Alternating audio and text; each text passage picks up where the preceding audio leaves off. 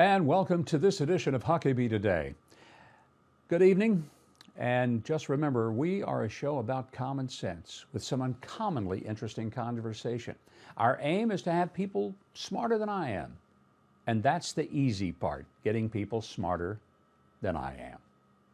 Anyway, what we really try to showcase are insights into subjects that you may not be fully aware of, and we want to deliver it with just enough sarcasm to keep it interesting and perhaps even put a smile on your face while we're doing it. Tonight, we're going to explore something that those of us in politics, as I used to be, and those of us in media, as I am now, have a love-hate relationship with: polling. You hear about it almost every single day, especially if you watch cable news. You hear about it as much as the weather forecast, and sometimes polling is just about as reliable as a weather forecast, if you know what I mean, and I think you do. If you can remember back a few years, polls were a pretty safe bet to keep track of. Candidate X up by 8 points and eventually wins the race by 6 to 10 points, fairly close. Or candidate Y was down by 18, ended up losing by somewhere between 12 and 16. They may not have been exact, but they were fairly accurate. But along the way, a few things got in the way of polling. Much of it used to be done by telephone. It was pretty easy to find honest people. They'd get a call, and they'd sit there and answer all those questions. You remember from those home phones we all once had? With the touch-tone buttons, the heavy-duty plastic colorful thing that sat on the side table or hung on the kitchen wall with the long cord attached became the instrument of polling. Well, listen to this. In 2024, only 1 in 4 homes has a home phone, a landline, as we call these antiques. And the other 75% of people just use a cell phone. You might think it would be easier to find people with cell phones, but it isn't. And a lot of people with cell phones, even home phones, and people like me, get so flooded with auto-dialing salespeople, they just don't pick up the phone unless they recognize the number dialing in. It gets worse, because along with home phones came some demographic data about who was in the home. So if you were looking for potential voters in a presidential race, let's say, the polling companies would call likely voter groups, and they'd try to balance the survey with equal shares of men and women, young, old, middle age, and the right share of minority groups. That's how they could best capture and report an accurate polling survey. One more thing, for whatever reason these days, a lot of people just aren't as forthcoming with strangers as they were in the past.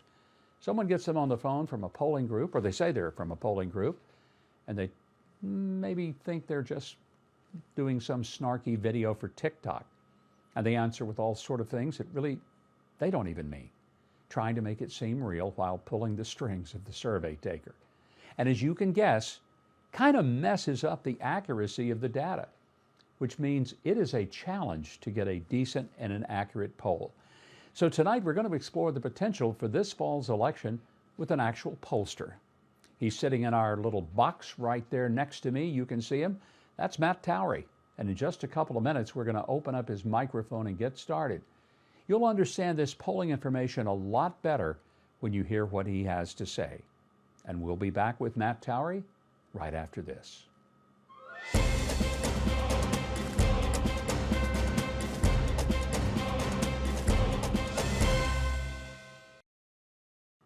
We're back and delighted to introduce you to Matt Towery, a pollster, premium numbers guy, and a fellow who can cut through the opinions of some of the talking heads all over TV and cut to the truth.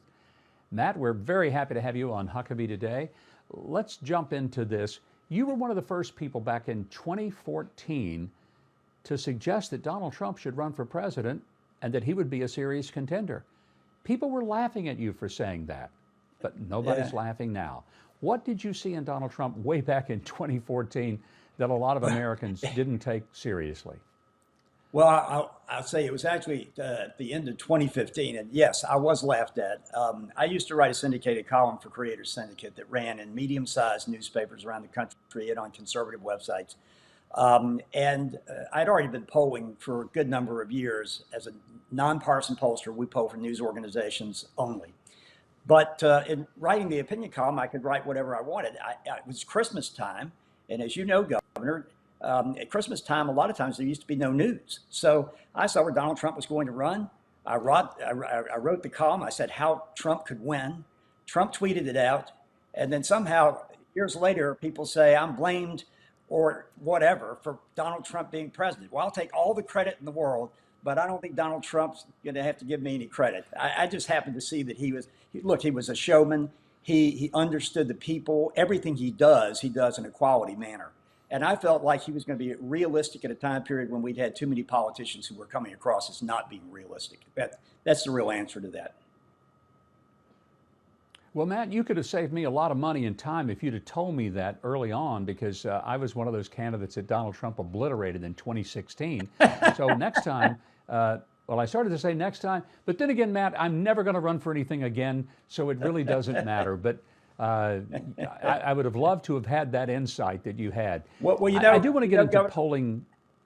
Yeah. Go ahead. Go ahead. Yeah. That's good. As you can tell you, Governor, I used to be in politics. I held elected office in Georgia in the Georgia House of Representatives, been to many a Republican convention, and I could have given myself some good advice because I was the nominee for Lieutenant Governor of Georgia and got annihilated. I wish I could have been my own pollster years ago. Well, I think it's probably like serving as your own attorney. It may not be the best idea that you ever have had to do that. Right. Right. When I opened up the show, I was talking about the fact that polling has changed pretty dramatically. I remember in my early political days, Dick Morris was my pollster, and he was brilliant. And some of the things Dick taught me about polling were really against what I intuitively thought. But polling has become much, much more difficult now because people don't want to answer their phone. If a number pops up they don't recognize, they do what I do. I don't answer it. I just send it to voicemail, and usually they don't even leave one. How do you go about trying to get an accurate poll with so many people not wanting to talk to you? Oh, look, you mentioned weathermen and their reputation. Well, we're a lot like that. In 2020, Real Clear Politics ranked our firm Insider Advantage the #1 most accurate pollster for that presidential cycle. But last time we got ranked number 15. So it's a hit or miss business, and I'm the first to say it. It's getting harder and harder, as you alluded to, Governor. It's very difficult to find folks. We've turned to different technology now. You really divide the pollsters up into various groups. There's some who still believe they should do live telephone interviews, but that's dying very quickly because of all the things you listed earlier. There are some who have created panels. Some of the larger polling groups have these large political panels where people agree to be a panelist, but I don't consider that random survey. And so oftentimes I find these panels are a little too hyper political. And so they tend to sometimes miss the fact that most voters in America are not low information. It's just we don't want to have all this information all the time. And so I think the best way to do it is the way a lot of the pollsters do, and that is we call some cell phones, but we also use text, some use emails. To be honest with you, the strongest means of communication right now in the political industry, and this will all change, are text. People still look at text, and people will respond to text if they're very brief surveys. These long 60-page, 60-question surveys can't be done that way.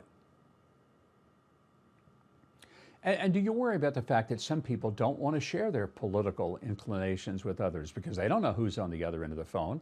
It may be a legitimate poll, but it could be somebody that wants to dox them and out them as being supporters of Donald Trump and have people coming and burning signs in their yard. So how big of an issue is that? Oh, it's a huge issue.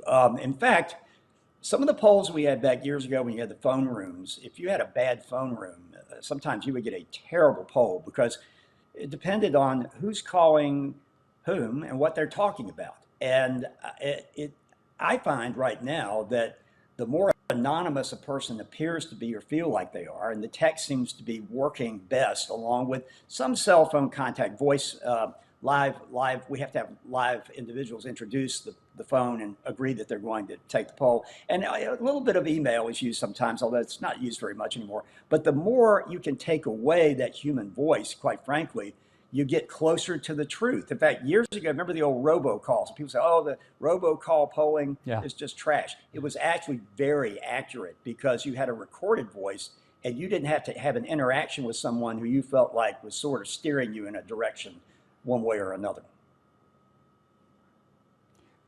You know, Matt, a lot of people are surprised to find out that you can get a fairly accurate survey with as few as 700, 800, 1,000 people. And most people think you've got to poll 100,000 people to get a sample. A lot of people have never thought about this. They've never understood it. So I think it would be fascinating for you to explain what a sample looks like and how, with even just a few hundred voters, you can honestly say this is a reflection of a much larger population. Yes, and boy, I mean, obviously you know this business well because so few people really understand that. In fact, every time we do a poll, and I'll explain where samples come from, we like to poll off of registered voters. We have registered voter files. We have their voting file information. We don't, and then we like to screen for likely voters because we're usually known for the horse race, which is where, are you going to vote for Biden or Trump? And we don't do a lot of other questions because when you start getting into that, you start to lose people and it makes the survey, I don't think, as crisp. But I've never seen a survey in my entire time period that I've been polling. And, I fell into this business many, many years ago. I was not a great math student, to be honest with you. I'm a lawyer. So who figured that I ended up being a pollster? But every poll I've ever seen, and I've polled for Politico, Newsmax, Fox affiliates, local affiliates around, just everybody you can think of. Every poll I've ever done, I have seen within the first 200 responses a trend that virtually never changes. You start to get that trend in the first 200 answers, and unless something you're really off or whatever, you're going to see it change a little bit. But once that thing starts taking off and you get to 400, 500, the polls we're doing this week for some Fox affiliates in the presidential race, it'll be 800 sample. Now, people will say that for a state, they'll say, oh, well, that's way too small. No, it has an assigned margin of error.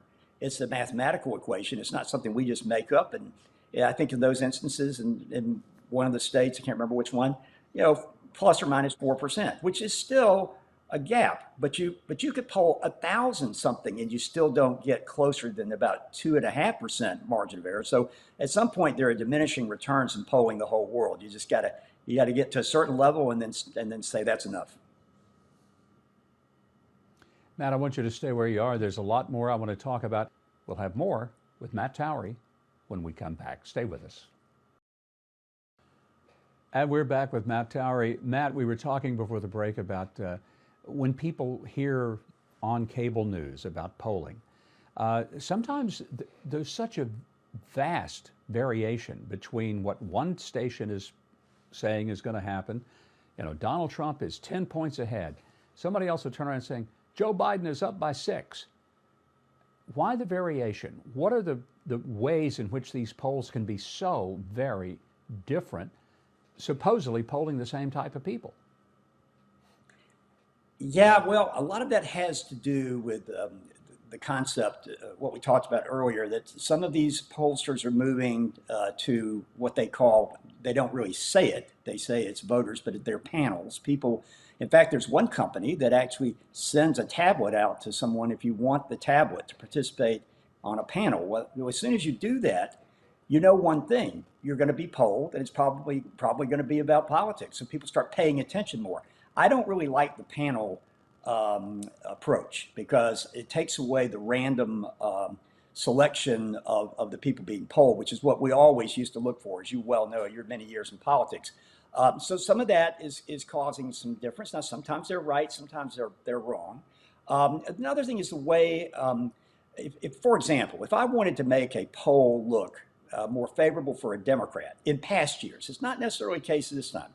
I would have said, okay, well, I'm just going to poll adults, not registered voters, and then look for likely voters, because the old rule of thumb is that the Republicans were more likely to be likely voters. Now, that's changed a lot. And this year, ironically, even though we still have that likely voter standard, we're finding that people who really are not your usual likely voters are the ones who are supporting Trump more. So it's an art and it's a science, and there's no way to ever make it a complete science. And That's the reason you have the disparity. And I don't put down any pollsters. I think anyone, those of us who are public pollsters and the Real Clear Politics Average, and I've been in that for many years, I respect everyone in that because we're putting our name out there and we either get crowned or we get kicked.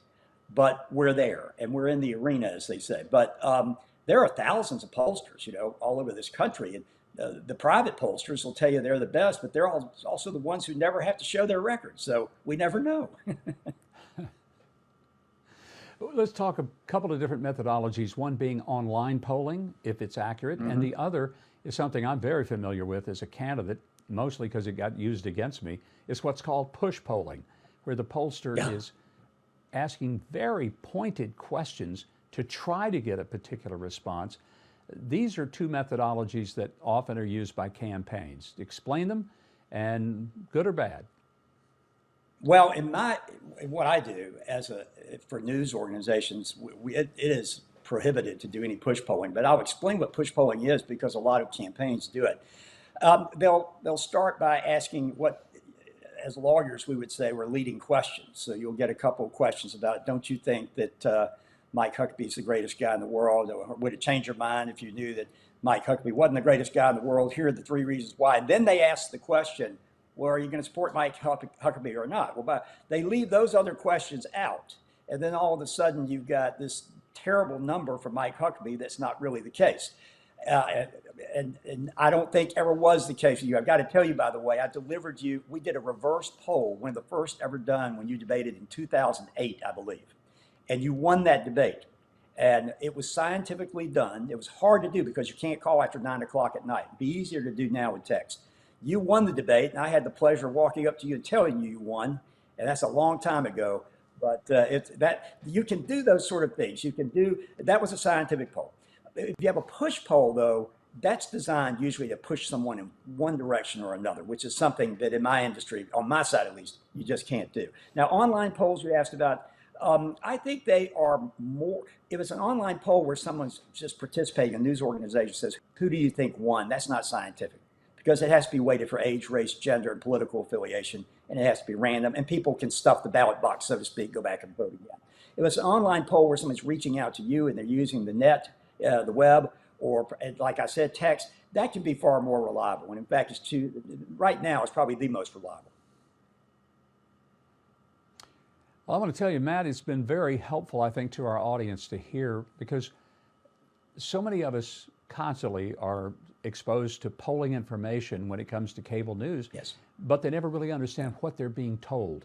And I want to thank you for being with us. It has been a delight to be able to dig down a little deeper for our audience and rely on your expertise. Thank you so much, Mike. I hope you'll come back as we're getting closer to the election. We look forward to it. So thanks for being here. Now, in a moment, the fun part of the show, we're going to talk about your emails. No editing, just the way that you have delivered them to us. And we'll be back with that right after this important, and I mean important, message. And welcome back. We love hearing from you. We do read every email we get, and we try to put as many on the air as we can. Be sure to write to us by email. Send your comments to us at comments@MikeHuckabee.com. Can't get much easier than that. Here's some of you who have sent comments to us by email. This comes to us from Joan. She lives in Florida. She says, let me start by saying I'm a big fan of yours, your shows, and your daughter. Joan, you said all the right things. So, of course, we're going to read your email. She says, I'm excited and glad you'll be doing a show on term limits, and I hope you'll be discussing the convention of the states along with this. Excellent idea. Appreciate that, Joan. And we hope to get to that. This one comes from my home state of Arkansas. Mary in Cabot, Arkansas says, your shows are great. Exciting to watch your show knowing that we're watching a Christian and someone who loves our country the way you do. How very kind of you, Mary. Thank you very much for watching us, and I hope you will continue. And this comes to us from Green Cove Springs, Florida. Becky comments and says, just wanted to tell you I love and admire Pastor Sammy Rodriguez so much. He has some much needed and common sense ideas.